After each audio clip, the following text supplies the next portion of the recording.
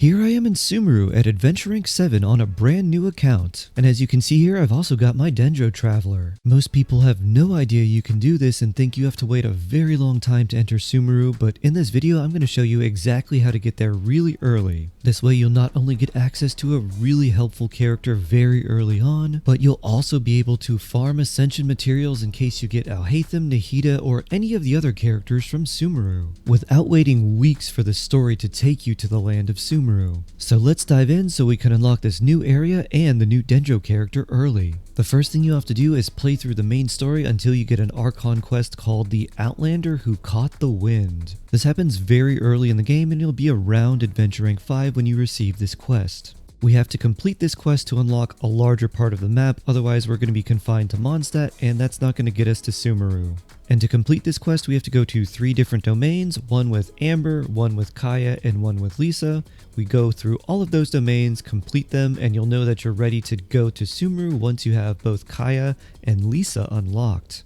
And I'll be going through this from a brand new account perspective, so you may be further along and have an easier time getting to Sumeru than I will. But I'm doing this for the purposes of showing you that you can get to Sumeru at a very low adventure rank. So from the domain where we got Lisa, we're basically going to be heading in a southwestern direction until we reach Gandharvaville. One thing that's pretty nice is that the statues of the 7 make a pretty nice line that show us right where we need to go. And we're going to want to unlock the statues of the 7 and teleport points along the way. The enemies we encounter are going to be at a pretty high level and we have very little stamina, so in case we run out of stamina while gliding and fall to our doom or something like that, we want the teleport point so we can quickly get back to where we were and don't have to backtrack all the way from the beginning. So once we've got a general idea of where we're going to go, we're going to switch to Kaya. And it's a good thing we just unlocked him too, because he's going to be very helpful in getting to Sumeru. Kaya is a tall male character, and because of that his character model has a longer dash than other characters. He also reduces sprinting stamina consumption, so that will help us quite a bit too. Now the first area we have to go through may be one of the most dangerous, and that is Dragonspine. This area can be dangerous because of sheer cold and because of the monsters we may encounter. If you're newer and not used to dealing with sheer cold or the enemies in this area, Dragonspine could be really challenging. And I went straight through, but it is totally fine if you want to go around Dragonspine because that is an option as well. However, if you do want to follow along, I'll make sure to keep my path through Dragonspine in the video and I'll just speed it up a little bit so you know roughly which way to go.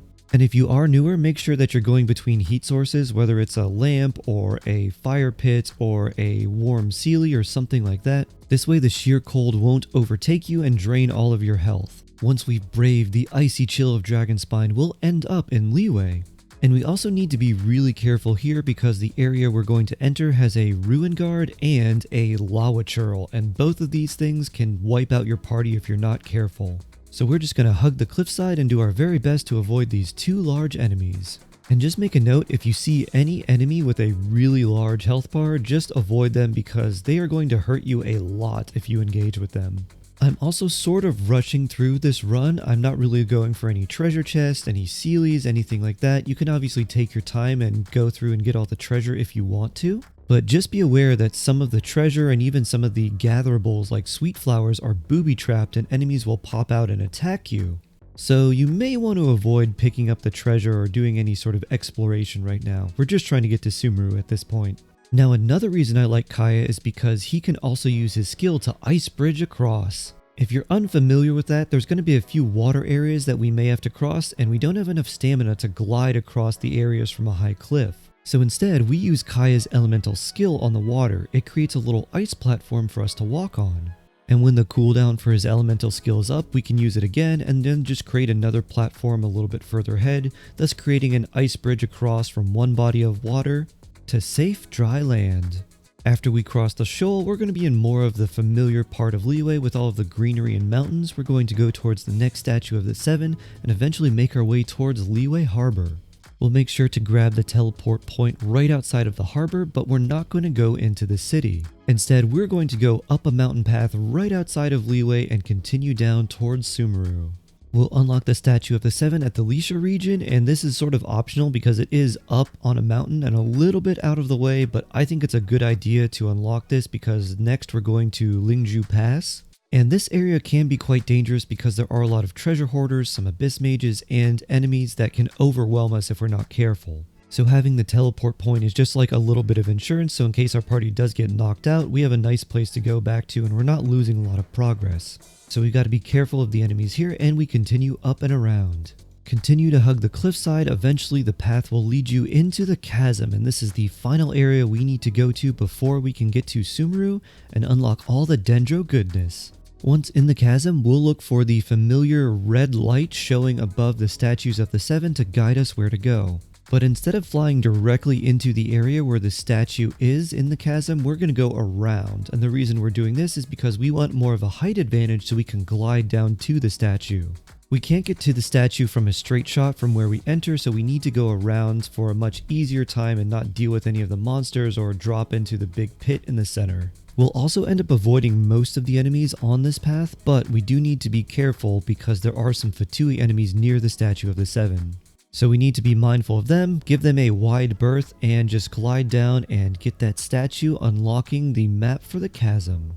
Once we do that, we'll see a little teleport point with a tiny arrow pointing down, and this is the one that we want to go to. There's a tiny teleport point that marks the entrance into Sumeru, and this is where we want to go. So from the statue of the seven at the chasm, we're going to jump off and glide down slowly, looking for this special teleport point. It's going to be embedded between the cliffs, so it'll be a little bit difficult to find.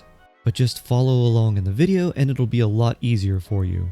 Once there, just unlock the teleport point and we are just a few steps away from the land of Dendro. It's a straight shot in, but if you need any help, there's a Seelie there to guide you.